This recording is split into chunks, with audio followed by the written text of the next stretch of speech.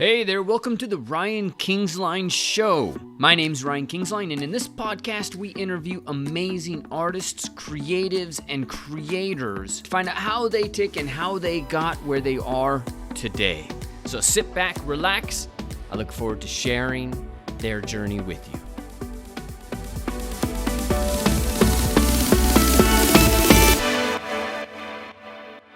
What was your favorite project to work on? I think, the one I've done in latest is my favorite one. So it's actually inspired by Guillermo del Toro's Shape of the Water. Yeah, so it's actually a video, and would you like me to play it or just show you the screenshot? Just show us the screenshot because it doesn't translate on this webinar system very well. Yeah, sure. Okay, sure. So, because as a lighting artist, I do not really modeling the asset or make it myself. Mm-hmm. So what I've done usually in my personal work, this is one of friend's work, is Joe's work, which I think he's a lighting art, he's a 3D artist at DICE for now. Mm-hmm. And I actually saw this asset at Unreal Store at the market. And then what I've done, I give a new mood just to use this purely as a layout. So for most of my personal work, I just use whatever thing I feel I'm interested in. Most of them is like Victorian old architecture because I feel I just personally like that style. So I just adopt them and combine with maybe it's a movie or a music, whatever I inspired. And I just carefully design the mood. It's more like we have an empty theater and set up the stage. And I usually use each project and light them with a specific style.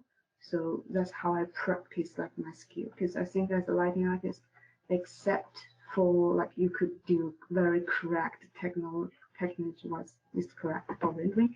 I think in game it's more important about how you define the mood, how you combine the scenario and the environment and make them work together. Yeah. Yeah, it's beautiful.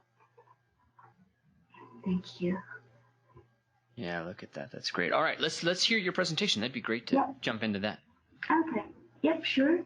And so this is a lighting tutorial which I built up long time ago when I worked at Ubisoft. Because the reason I'd like to share with this is because this is based on my own experience about lighting and also some of my interest, like where and what type of resource I use while start lighting.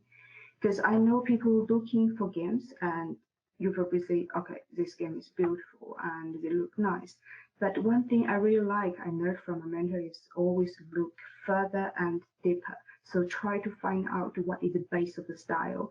And also I believe because if you extract the first idea from the raw source or where like from art history, a different type of style and trend, I think the original resource will give you more idea and you will have way more space to expand in your own source. It's more like you know the pattern of the shell and make them of your own. So I will just start jumping quickly. So one thing I'm really interested and always feel fascinated is the Broadway music. Because while I was studying in London, I've been like work and went to them, even went to the theater like a general audience. Because I keep watching those old theater musicals like several times, like Les Miserables, Fatima Opera, and The Wicked. And I guess that's where I learned most of my interior and stage lighting because stage is always a stage. It's a very small space, and those great artists they could expanding different moods and make everything on live purely based on lighting. And I feel that's very fascinating. Maybe that's why I choose my final profession as a lighting artist. Mm-hmm. It's not a photographer. It's also like computer game. It's just like movie, but movie we have more freedom to interact with. So in here, I just select a few of my favorite movie. Well, there's one for Beauty and the Beast. I purely admire by lighting. And for Brave, I was working on a clump while I was watching this movie like over and over again. It just teach me the beauty of Scotland. Because even I study in UK, I never born here. I feel if we make some convincing environment, like it's very important to know how to look like, and also animation is always stylized. And I will find the idea and extract them from like whoever does a better job than I do. And early one for Pan's Liberate, of course, Guillermo del Toro, and I watched his Crimson Peak and Shape of Water in recent. That's where I got that latest project, that inspiration for my latest project. And the other one, I believe everybody loves it if you're into like stop motions. It's just Tim Burton, because I think most of the movie I like is very highly stylized.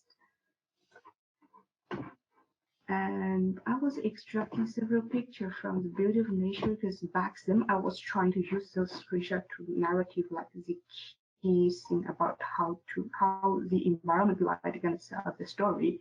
Because no matter you work on the vision or you work in just purely for pretty rendering, it needs to be way more convincing.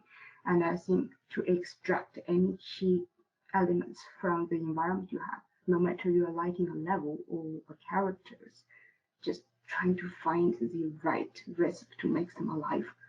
So that's why I think study those, no matter it's concept or from film, is very important, because those artists, they have very good eye to extract all the elements to make things alive. Yeah. And I also expanding a small about 4-season study, and his season is a bit tricky. It really depends on where you are, or like speak of different project. Probably each art director has their own understanding about the level. Even like those are like early test sample in Far Cry, which I did.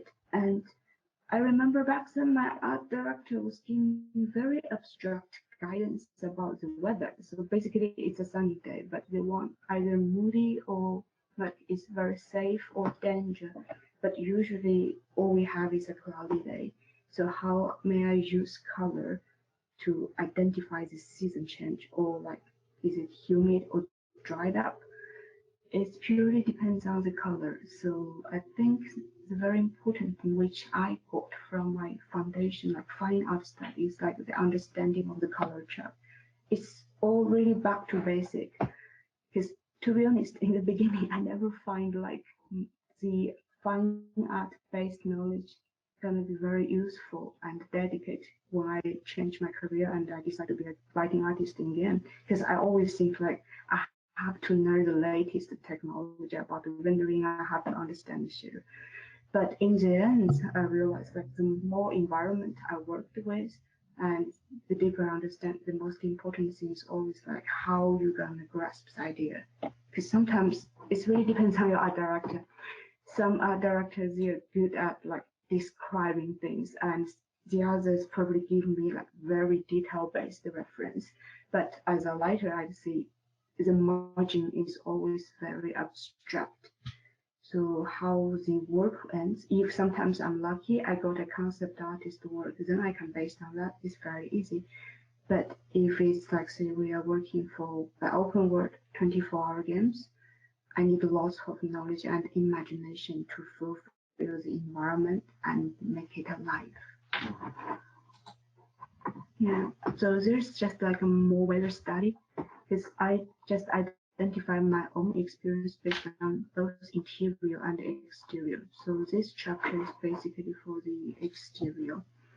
And I did a separate study for the fog and all VFX effect, because people, I don't know, because in game industry is, if I may say, it's very strange, because people identify lighting is lighting and special effect is special effect.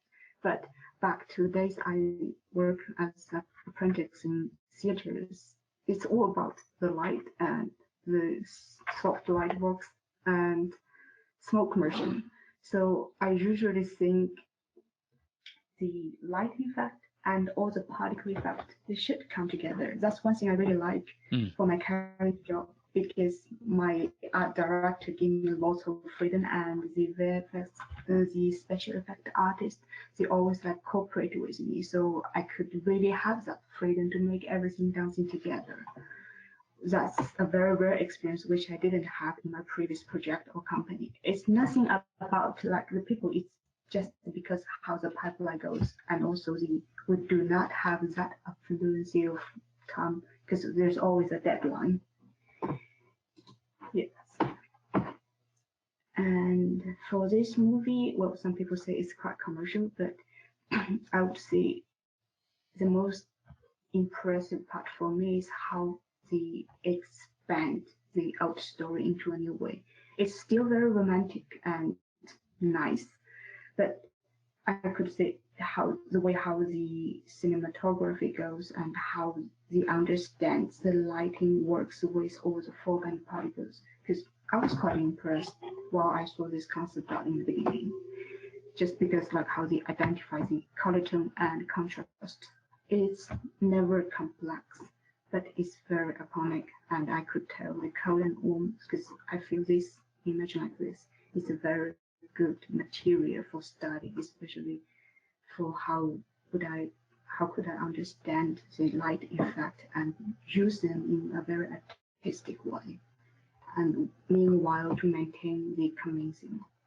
Because not we can't really make everything like out of nowhere. We got always use something as a reference.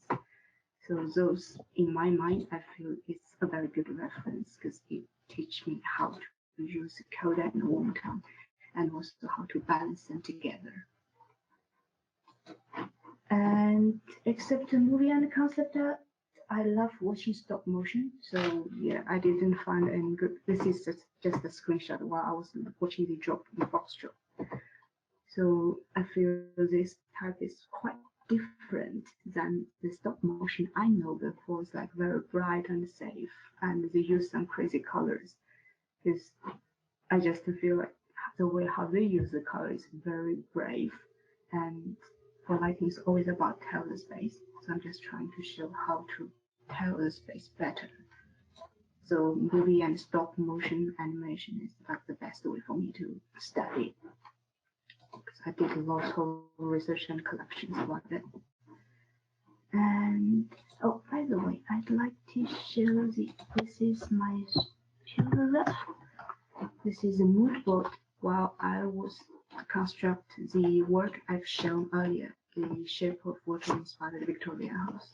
So I've got, you can see I took inspiration from movies, Ramon's Nikki's, that one, and Bloodbone, and some of the just random concept that I found online. I believe this one's from Assassin's Creed. And here are some screenshots from the Toro's shape of the water.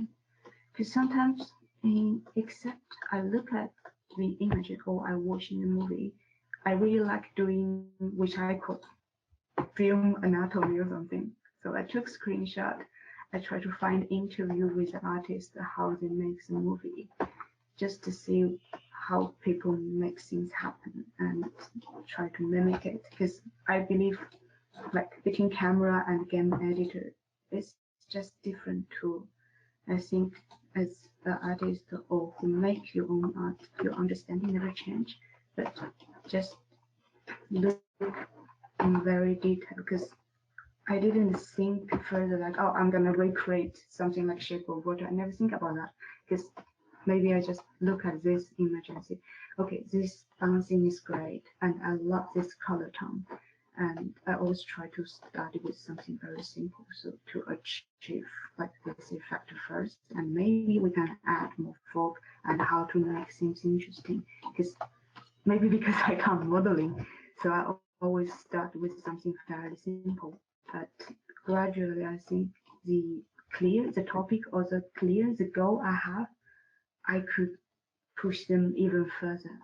So while I was making my own stuff, I just try to make everything very simple. And I will only start with, like, this is like fountain the shot I did for Far Cry 4. And the last chapter is actually for photography the characters.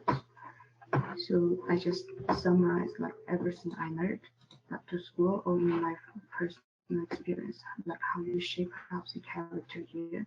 So so it's different. And based on their age, gender, or identity and scenario.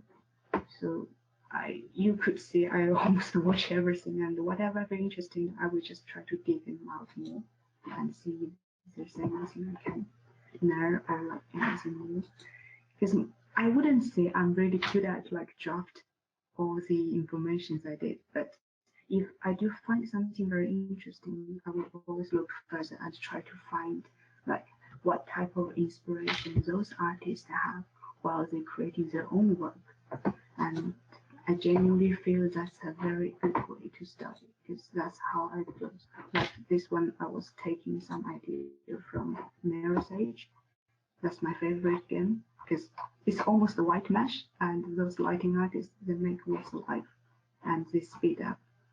So I did that experience for study, and then the second one is purely for color. Because this one is like out of nowhere. Because there's one day I talked to my friend, say like, see how many colors I could put in my work, and I just try to make everything unified. It goes a bit crazy. And this one was working with my friend's Bo, so he's a really good environment artist. And when I saw it, I was say, okay, maybe I can give you a different mood because he's a big fan of Resident Evil. And when I saw his work, I purely see those luxury, dark Victorian house. And maybe because I live in England and I saw that type of weather every day, so I just try to deliver them, transfer them. They are unreal. And later, because I haven't watched the movie Crimson Pig by De Toro while doing this, and later one of my mentor tells me, like, hey, have you watched that movie?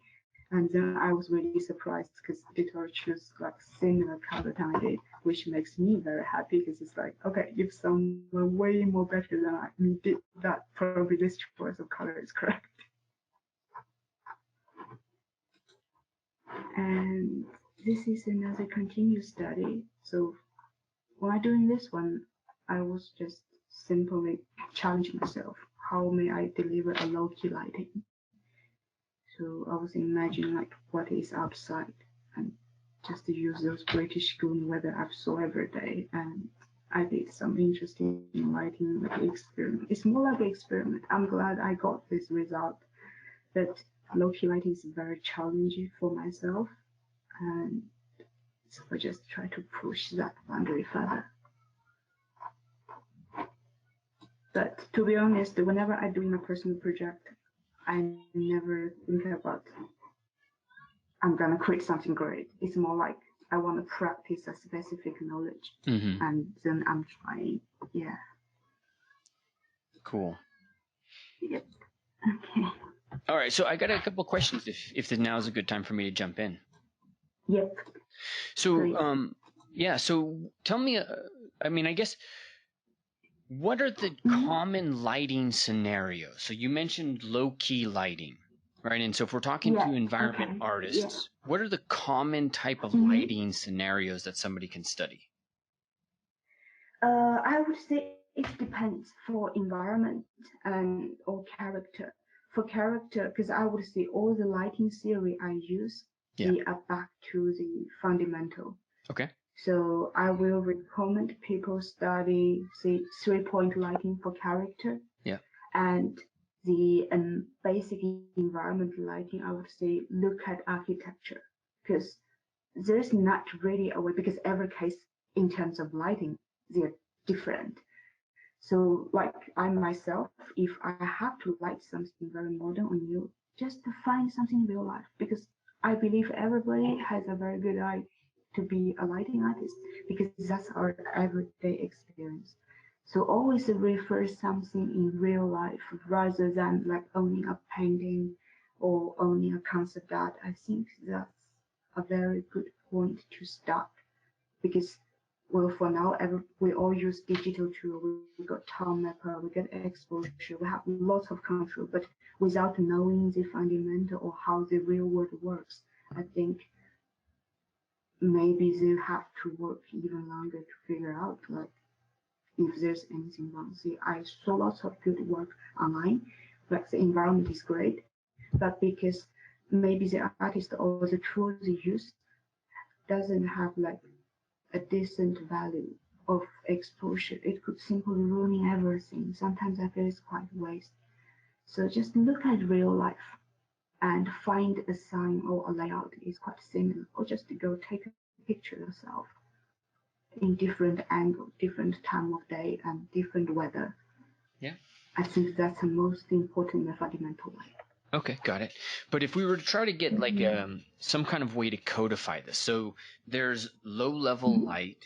What are other types of light setups that people could kind of study? And low level light means, there's just going to be a lot of shadow, so you're dealing with kind of, you got to figure out how to light the shadow without revealing, what's in there too much. So there's low level, there's low key light. What other kind of light scenarios are good for us to practice? I think the first light, I don't know if I describe in English is correct, but we call it shape up light. So basically you can start with an omni light and a spotlight, and just forgot global illumination, forgot like any type of backlight bouncing and all the rendering tool to boost the beauty level. Think about you shape up the light, shape up your object or your scenario with a spotlight. And that guy the spotlight will be the main guy who lights up your shape. No matter it's a wagon or it's a chair, just play with that one light and find the ideal angle. Okay. The way how we judging the ideal angle is simple. It's like which angle tells the volume the best. And meanwhile, it casts a beautiful shadow. And after, say, we try to set up the spotlight first. Imagine you're in a studio alone, you get a spotlight, and that's it. So after we shape up the object or your thing, then use one spotlight. The reason is because the spotlight will give you like fairly nice shape up, but maybe the shadow gonna get pitch black, or you get except where the light lights up, the background is pitch black. And then I feel it's time to play with the omni light. You can make it larger or smaller, softer or harder, depends on the radius. Just to play with them, because once you get the shape up and you think about the omni light like your reflection board or something to add up and balance the contrast in the thing. Just start with something simple. And after that, maybe we will have better idea like, oh, I need to add one more spotlight to make the shadow or the thing to layer them up. So always judging the picture, like forgot when I myself lighting, I will make like almost to force myself, forgot the material first, forgot the vertex color or any texture first, just judging the shape, the form, the balance of contrast. Just pretend I can't really read the color. And after I shape them up with my key light, the spotlight, and my first feel light, omni one could be one or two. And then I start to think about, oh, shall I place the main object in a warm tone or a cold tone? And of course, in regards to the color chart, if I key my object in a cold tone, I will save the warm tone for my background. So I think it's easier to layer them up. It's just like painting. You get the base color, you get the base shape, and after that, we can probably divide one spotlight into two, just to make them more convincing, more accurate. It's layer by layer. That's how I do my light work. Okay, cool. Can we go back to your presentation real quick? I got a few questions I want to pull from the imagery there. Yeah, sure. So I'd love to talk just about. Let me know. Yeah, we'll just start here. So let's. There's the troll scene with the guy from Box Trolls. Yep. There is like screenshot of this guy, right? Yeah, 19. Yeah. Yeah. So if we're talking like it's how do I say this? So in CG, of course, we have the problem that everything is crystal clear lighting, everything is white, and you have to put so much of the real world into it. So what are some of some of the elements or like the anatomy of lighting. Um, I think of Mm-hmm. it like from a painter, because I come from the painter perspective. I always think of Yeah. light in terms of form. So there's value and how it shows form Mm-hmm. off. Then Mm-hmm. there's lighting in Mm-hmm. terms of color and or there's hue saturation. Well, Yeah. hue variation really is kind of the key. So warm, cool, things like that. But that stuff's always very confusing. Warm in the shadows, cool in the light. Can you talk to me Mm-hmm. for a bit about what are the essential elements of lighting? Maybe the 3 or 4 essential Mm-hmm. elements. Mm. So you mean like, see, if I do an anatomy about this screenshot, right? Yeah, like or you I talked see. about Yeah. how you set it up. So now once you Yeah. get this, how Mm-hmm. do you know you're doing it right? What are 3 or 4 really important things that you're always checking? You know. Yeah, I do. So like the first thing I will check is like, of course, no matter we work on game or film or painting, there's always a topic. So first I see no matter which type of weather I select, it's warm or cold. Basically, we just use the term to define the season, the weather, or the time of day. So if that part is gone, that will identify the primary color chart and also the percentage of my cold and warm tone in this imaging. Okay. And after that, yeah, then but this is more like before I start set up the light. While I really work on the light, I will see the brightness between my primary light for the character or the scene or my secondary light for the bouncing or the environment. So that's almost the key element to define the contrast or sometimes the sharpness or softness of the image. So it really depends on what I want. If I'm lighting like a street in a raining scene, I would definitely choose some really sharp key light and probably give him some softer fog to tell the environment. But if it's a surgery room and there's something serious going on, I'll probably light them like the key light and the background going to be very balanced. And in return, I will push the specular in some detail, like probably will have some surgery bed or like any kind of operate table Hmm. and got something metal. Yeah, if this is a really bright thing, I will always try to play with the shader and the material because either way, no matter it's a very bright image or a darkening image, we need contrast and based on the contrast, we need detail at each tone. So that's how I think.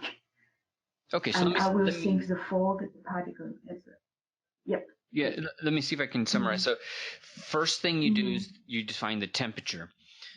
Or you Yep. the temperature defines really the time of day and the weather, so to speak, right? Yeah.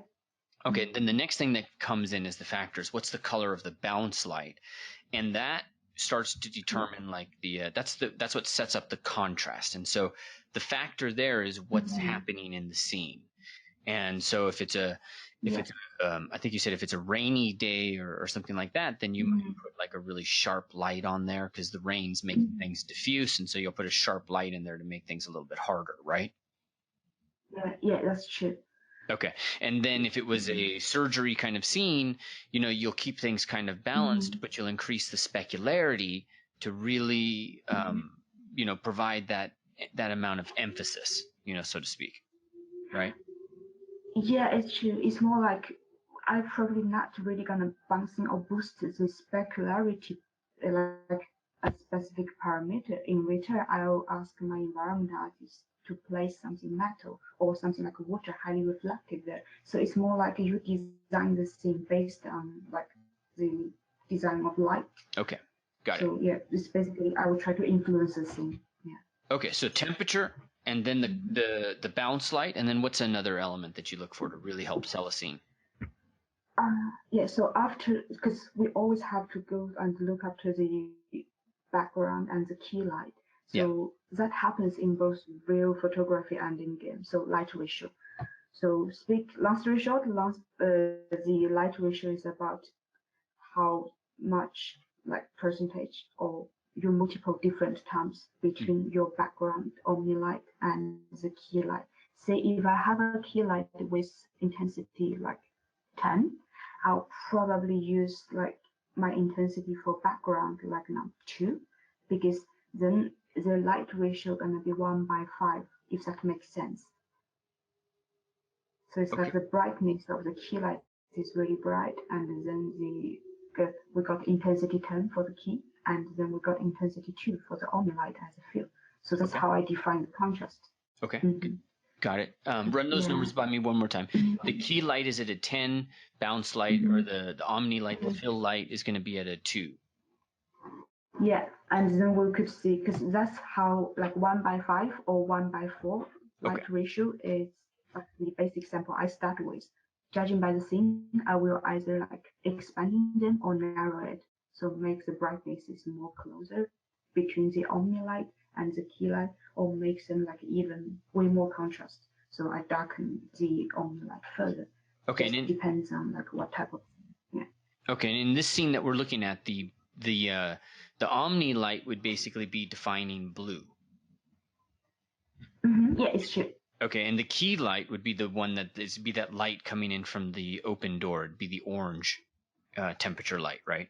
Yeah, that would be like the yellow in this scene. I'd say the yellow is a key light because it fills up the character. But the reason I choose this screenshot is because it's a very smart way, because they use the background bluish light flood in through the scene. While it lights the scene, it also gives a rim light effect to the character. So while the artist doing this, I think they just use the close-up key light, which is orange. They go in through the face of the character. It tells the surprise or shocking expression to the boy.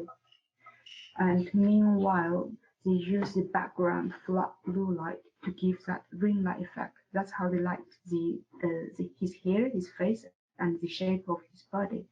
Because animation is all about movement, I would say this blue light is a secondary key light while it lights up the environment.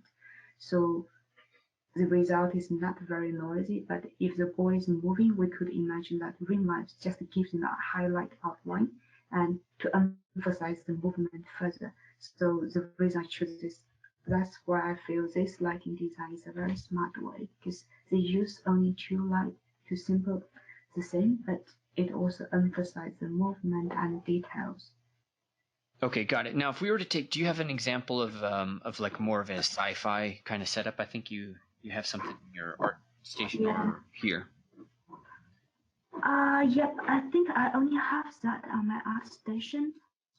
But yeah, because I can use, let's see, this one is I did for Robinson.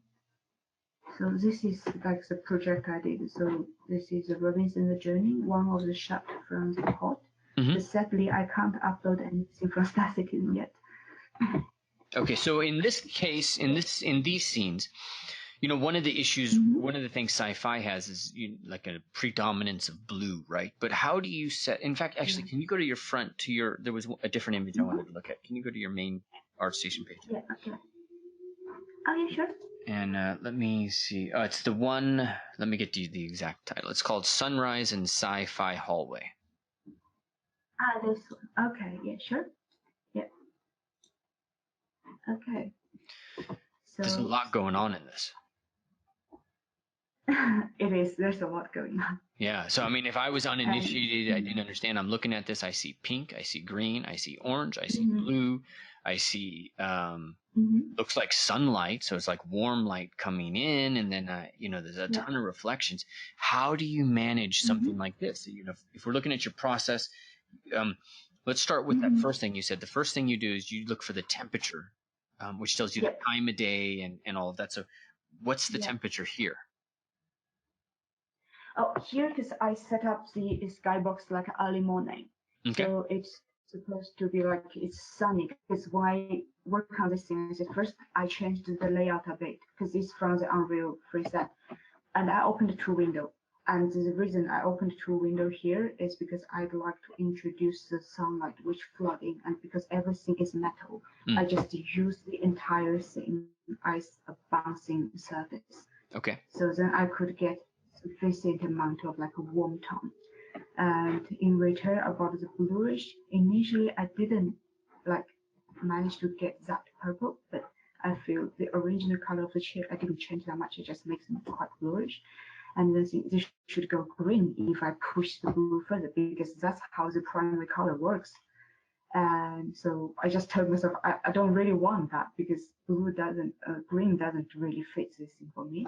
So in return, I just changed those omni light and also the surface. I changed the diffuse color a bit, and I think while I was like this, the key light was purely orange. And instead of using vertex color, I just use the color temperature, because it will give all the texture surface more freedom, so they won't really get washed out. Sometimes I use vertex color, but I will never use the vertex color instead of color temperature in my key light. That's because that's when you light the thing and you get the color broken. Because if it's vertex and we have really crazy saturate, the entire texture color, the diffuse gonna get washed out. And that's how, if we light this thing with purely orange vertex, I'll probably got all the bouncing ends up with orange, and the entire thing kind of looks really flat. Of course, I don't want that. And how I redo with the skylight is, instead of using a blue skylight, I just use the skybox. It's a HDR imaging, and I just project that HDR imaging as my secondary bouncing light. Because I really like working with HDR secondary bounce instead of like just pure blue light from sky, because as a secondary bouncing light, the skylight just give me more freedom and more detail, because it's an image. It just get projected, and all we need is set up the local cube map to make sure the bouncing is correct. And then once I have a very correct back base between my skylight and the sunlight, I can just develop further with those artificial light source. So my working process is like, first is a key light or the orange part. So I tweaked all the angle to make sure like it creates a lighting pool on the ground. And so I could get like more like bouncing for the roof and the wall. So that's my warm room. In return, I have like the skylight. This is a skybox reflection, if you could see. So the major color is like a very light blue, and part of the skybox is a bit indigo. That's how I got the blue tone fix in. And after that, based on that, I just got the like those ring light. I actually make the lighting really blue. So while I bake it, I could get those bluish bounce in this specific part. Okay, let's because of the brightness, really high. Yeah. Okay, let's unpack that. I think it seems really, there's just so much depth to that. So like if we look right at this image where you've got the lighting path in it, and we're looking at the middle, the middle image, the image in the middle of all of this. So I see warm and I see cool. And what I understood is you set a skybox on the outside for early morning. So that's going to come in with that kind of orangish, yellowish light. Is that right? Yeah, that's true. Okay, and that's coming in through the windows. And then how are you getting this kind of cooler, bluer light that's inside and lighting up that kind of center panel? Because I think you said your Omni light is a bit more orange, or was I wrong? Yeah. Yeah, the Omni light is a bit blue, actually. Is the what, sorry? Sorry, so the key light is the sun, like those area, if you could see my screen. Yeah. Okay, so this is where the genuine sunlight comes in. So it creates up a lighting pool here, and that's how I got the bouncing around. But in return, like I said, because I use a very bluish skybox, and I just make the skylight as my secondary Omni light. So that's how I got those blue which they flood in through the window. But from here, I got this is basically because I used the environment prop, and that prop also attached a skybox texture. So it's more like I use a cube map with a skylight HDR imaging tagged on, so I could get those interior reflections. It's still from the skylight, it's the same pattern, but there is a like environment prop, so it's a capture environment sphere in Unreal, and I can actually show you here. So we're in Unreal. Yeah. Oh So my it's, God! it's like, This is your scene. This is the other one. I didn't even realize we yeah, got this treat. yeah. Awesome. No, it's okay. So I can show you. So it's much easier because sorry about my English. And this is how it works. If you could see here. Yep. Cube brush. You're under the Okay. you're under the reflection capture, and you're within their cube brush setting. Yeah, it is. So I just use the cube brush, Cube map. and Sorry. this is the skybox. Yeah, this is the skybox picture image I use for this thing. But for the sci-fi thing, it's exactly the same story. So how I got saying you were asking about those cooler secondary bouncing. Yeah. It's actually grounded by a sphere capture, which get a cube map attached. And this cube map, I just make sure the angle and the texture unifies, so exactly like the skybox outside. Okay, got it. So this is, let me make sure I understand it. So this is a sphere reflection skybox. Okay. And this is basically affecting the reflection color primarily, right? In the simple sense. Yeah. Okay. Mm-hmm. All right. So you've got your light coming in, and then you're mapping a cool color to the reflection side of it, so that when the light comes in, it then reflects a cool It's true. light. Okay, got it. Yeah. All right. So now, when somebody and correct me if I'm wrong, but lighting, it's easy for somebody, I think, to look at lighting and be like, oh, yeah, you put some lights in and you kind of, that's cool. But there are a million little tiny tricks, right? Like that cube brush, that sounds to me like not very intuitive of a trick. And it's something that's you learn how to do that. Am I right in saying that or not? It's more like I think I just try to expanding. I don't know because the cube. I wouldn't call it like a trick. It's more like if you think about you taking a photograph and I'm missing the secondary bouncing line. How may I get the secondary bouncing line? Of course, I need a whiteboard to get more reflecting. And I just thinking that way, and then I realized in Unreal I have so many tools to introduce the light. Because I saw the other artists' tutorial, they attached like HDR texture on the skybox. So I was just it's more like I'm half trying and half think in theory it should work, but just tried it and then it works well for me, and then I start to use it. So great. I wouldn't think like learning specific trick is important, but I guess that's how my photography fundamental benefits me. Yeah, and that's actually what I was getting to is it's not real world. You're not getting the benefit of an infinite amount of bounce. So you have to manufacture this, correct? Yeah. Okay. So part of your job is using the right kind of tools inside of Unreal to manufacture, that quality, I imagine. Yeah, it's true. Okay. So along those lines, what are some of the kind of simple, maybe the essential tools that if an environment artist is starting out and they just want their work to look good, because an environment artist, they make all the stuff, but then they're looking at it and they're like, well, it looks kind of boring, not very exciting. And then they throw on a skybox or they throw on some simple HDRI imagery and they're just not getting the look of it. What are a few simple tools that they can use, to get there? Well, I studied 3D art from Maya, so back then I never touched any engine. What I use is just the Maya viewport, and now Maya viewport is like way more advanced. If they purely making like their own art based on 3D Max or Maya, I think the rendering tool still works. But for quick result, I'd say because I use Unreal as like my personal work project just because it has so many resources and it has lots of freedom and it's very friendly to artists. So I'd encourage people use Unreal. Like even you don't really have to touch those complex lighting set. There's some like ready set levels maybe just to start with that, because that's how I studied Unreal in the beginning.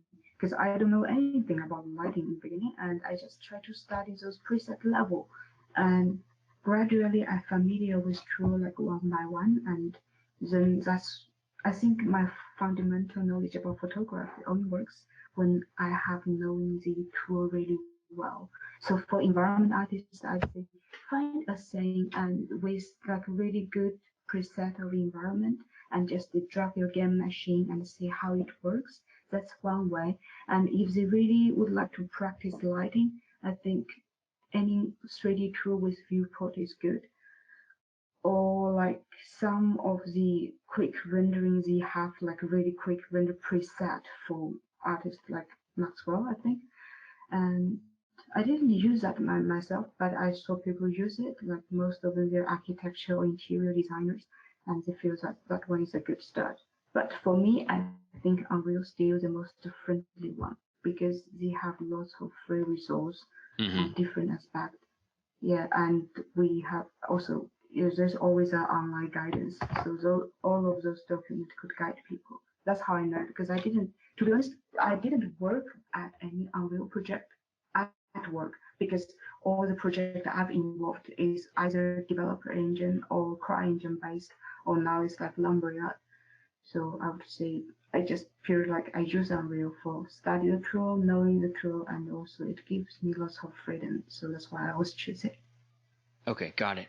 So, do you mind? And I'm going to open up questions here in just a second, guys. I know you've been shouting things out, but I really wanted to kind of deep dive into this, and Maria's really gone deep in this, and I don't think we've even remotely scratched the surface of her knowledge.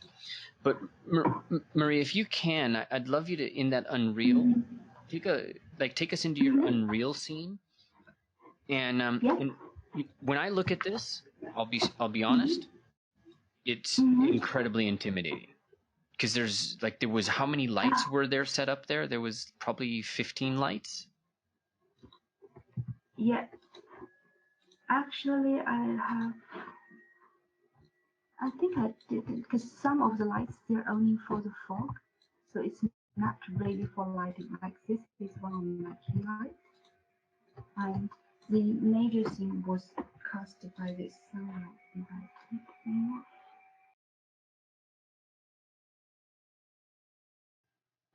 It sounds better. I don't know if it's because Unreal stopped, but it does sound better. Yeah.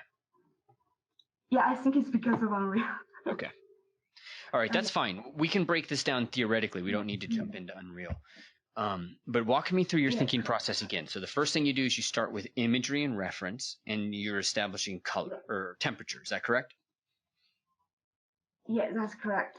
So like this part is from the original movie, and that's how I draft up my color template.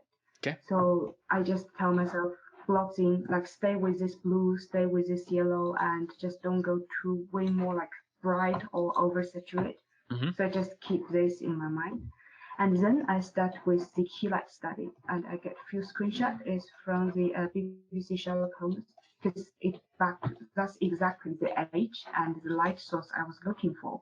So it should be quite dimmer with some fog, and those images just give me the idea like how am I gonna design my key light or where it comes from. Okay. So the specific reason I took this is because like I've tried to find the ideal angle with similar room set with the interior, like the right angle to shape up like the chairs and make everything working. And meanwhile, this side, which the light come from, like the opposite side of the key light, is not pitch black.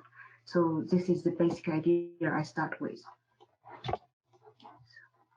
And those images I just purely use like I need this effect of the light shift. Then obviously I need to set up the fog volume with ideal density.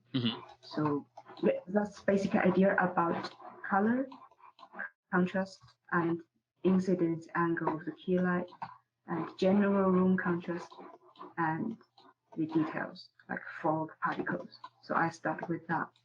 Okay, so temperature. Then what was the second one? Sorry. It's temperature here, and then it's the incident key light angle Key light angle, and got it. light ratio. Okay, light Yeah, ratio, see like the great. brightness and darkness. Yeah, light ratio. And And then this is the detail. and then the detail, great. Oh yeah, that's fantastic. So ratio is next, and then detail. Yeah, so Okay. first decide the color one. Yeah, sorry to interrupt. What do you get in detail? Like, what are you looking for in the detail section? Okay, so detail is because I was working in the interior, so the only detail I'm going to use, except the water caustics, is the fog. Okay. So the reason I collect those imaging is like it's very specific case, see how those fog and particle gonna behave, like the edge of the window, or like how the gradient's gonna change between like the dusty area and non-dusty area, because I have some areas wet. So Okay. I just try to get correctly like a reference. And for this one, it's purely for gradients because in this scene, the key light comes from top, which is similar like what I have in my window. So I just try to grasp the idea how the gradients of the fog gonna change. It's all about like the brightness, mid-tone, darkness. So I just study that and try to deliver similar effect. Got it. Okay, Yeah.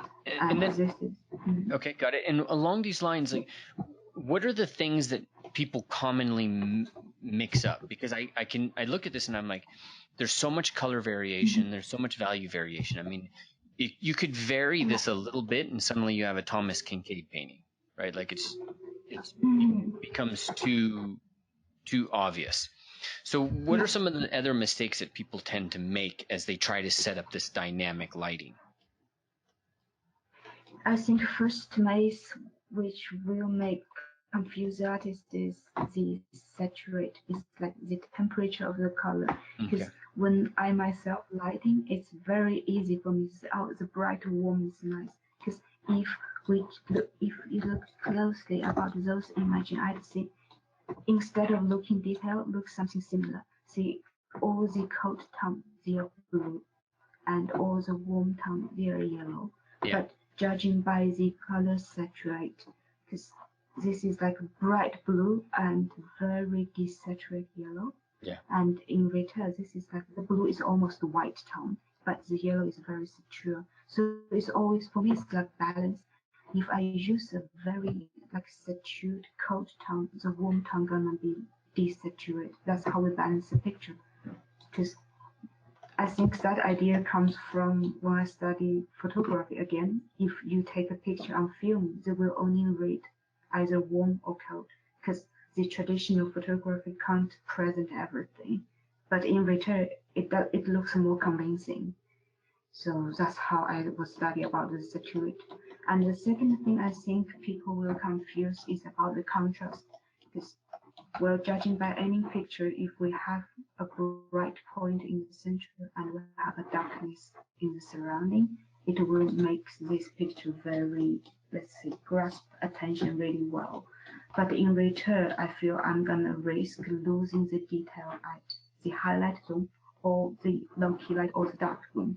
So that's why I always refer to real-time photography to remind myself I need to keep a certain amount of detail at each room, because that's how the real world works.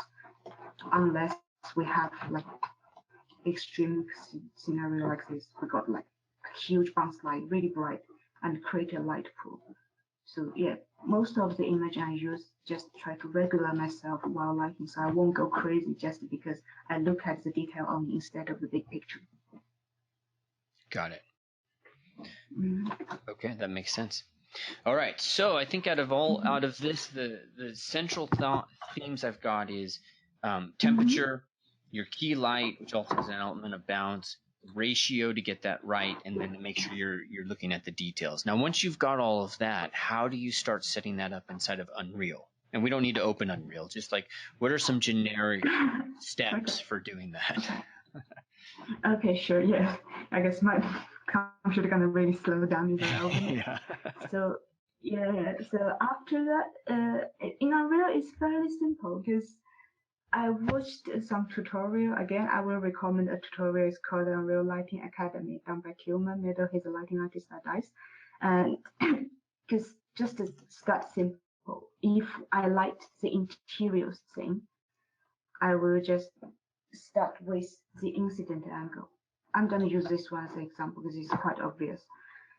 So in this thing, I need a key light to shape up everything well. So I just choose this angle because the reason I choose it, it hits the ground. It tells me the volume of the box. It gives nice line, like leaking light draws out the way. So the floor will not be purely flat. And after that, I set up this bluish light bounce from the skybox.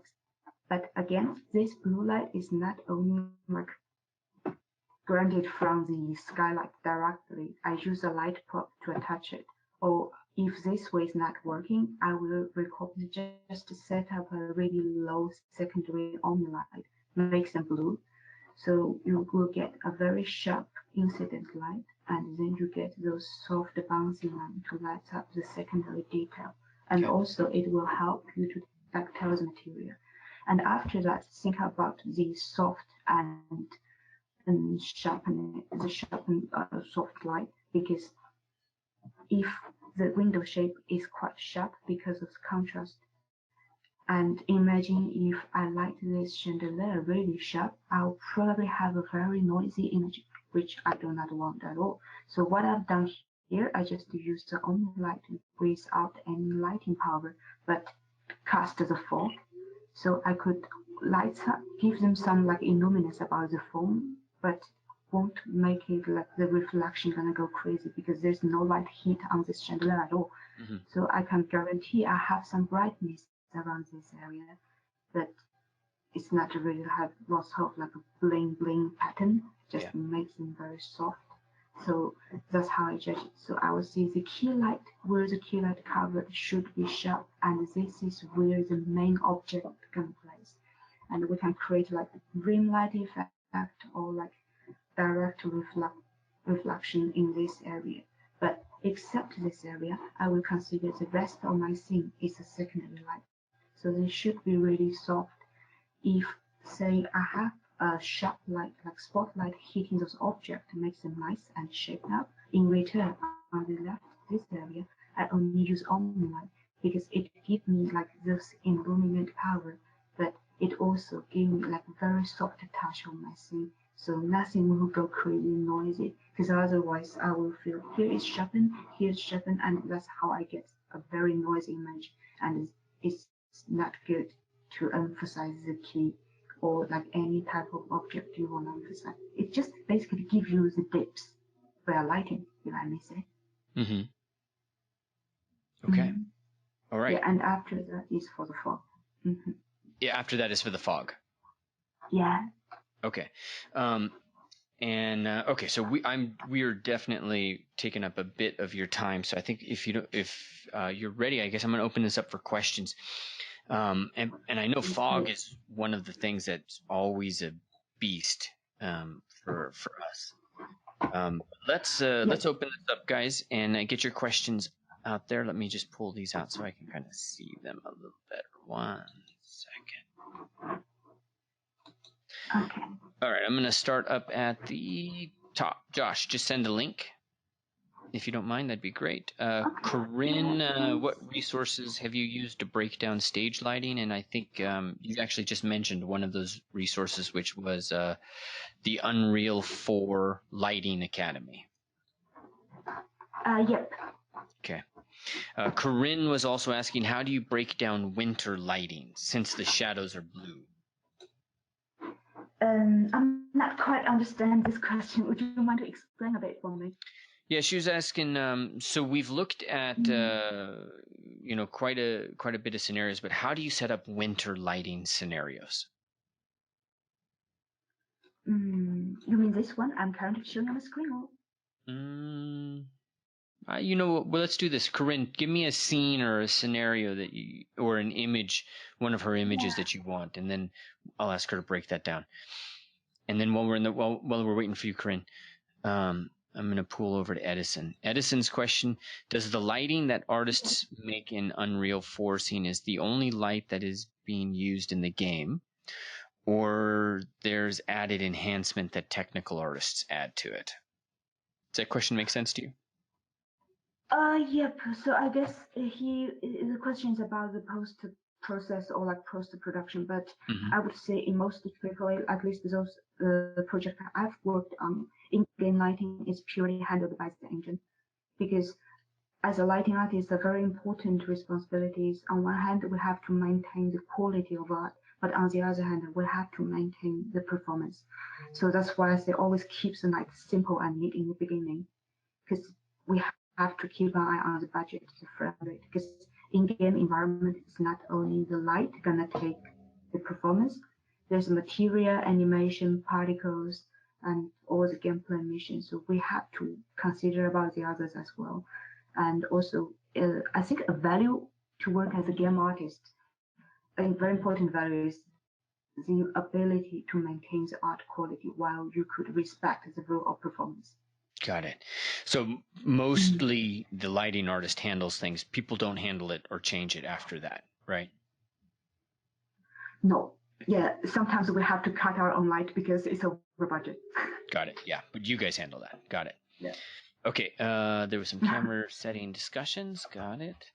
Ubaid asks, the pipeline differs from studio to studio, but while I was working on a project, hold on, artists did work together before. Nope, that's just they're talking back and forth. Okay. Edison's got another question for a portfolio with an exterior render. What is the best time of day to set your lighting for so that the colors really pop? Okay, I'd say just like you imagine you're shooting a landscape photograph, use a magic hour, because if it's a starter, use the magic hour is really good, because that's a very good hour to give you balance between cold and warm time, and also you could find lots of reference about it. Yep.